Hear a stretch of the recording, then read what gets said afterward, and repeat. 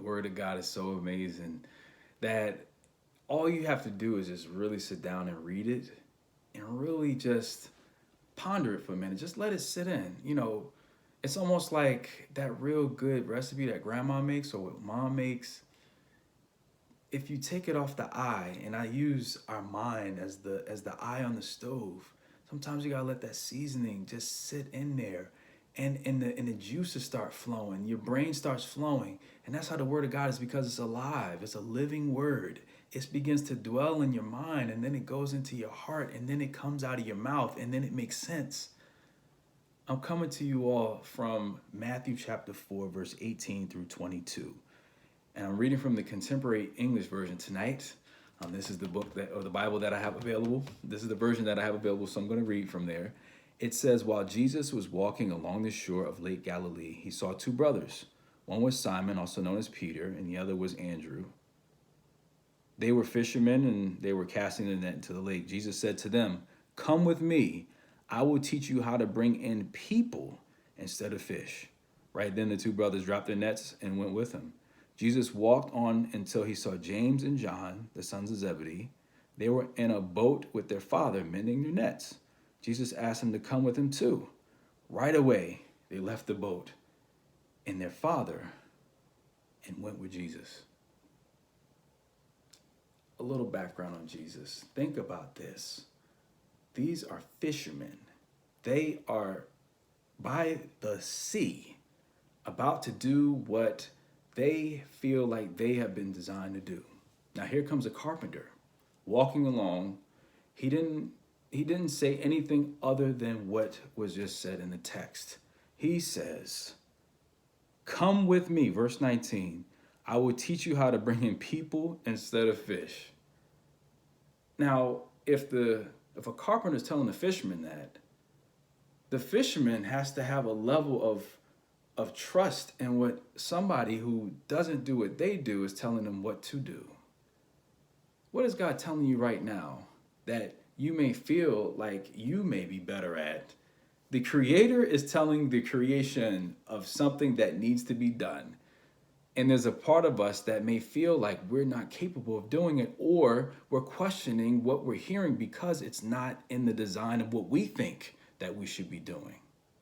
It happens. We begin to predict, and we have a way of calculating the way that our life should be. But the creation is never going to be able to tell the Creator how things should go. The Creator has already created the way for the creation, which is us. So how would he not know which way for us to go? How can we tell him which way we're supposed to go? And we may not tell him like, God, this is what I want to do. It may come out that way, but our actions are showing, God, I got this. And God's not going to force you to comply or to obey or to submit to what he wants you to do. God's not a respecter of persons. If he can't get it through you, he can get it through someone else that's willing to. We don't necessarily think of it that way. But these fishermen were in the middle of doing what they felt like they were designed to do, and they accepted the call. God's calling you right now to do something that you may feel like it may be over your head. These fishermen were fishing for fish. He's saying he's going to teach them how to fish for men? How does that even... They didn't even question, what do you mean fish for men? You know how we would have, hey, what, what? Say that again? How is that possible? So you telling me I fish for fish and you teaching me how to fish for men? What's the bait? You know how we come up with these questions, y'all. We come up with all these questions to ask God like he doesn't know what he's doing. Listen, there's a part of us that innately responds to truth. Jesus says that I am the way, the truth, and the light. There's something about when the light is shining in our face, it causes for us to kind of squint because it's undeniable. Light, when it hits your face, you know that it's light. Just like when truth comes, we know that it's truth. Now we can decide to accept it as truth, or we can pass it off as something else or make excuses for it. But these fellows right here, which later became known as his disciples, they decided to drop the things that they were doing and follow him. Are you willing to drop the things that you felt like you're always going to do the will of God? It may not match up with your life plan. It may not match up with your 30, 60, 90, 6-month, 1-year plan. It may be outside of your plans. But sometimes we got to get outside of our plans in order to fall in line with the will of God. Sometimes they aren't the same.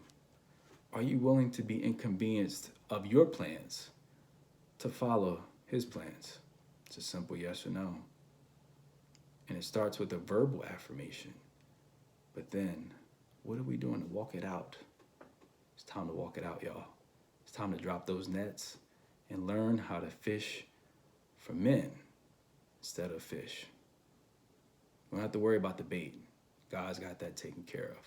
All he wants to do is, and all he wants to know, will you follow him?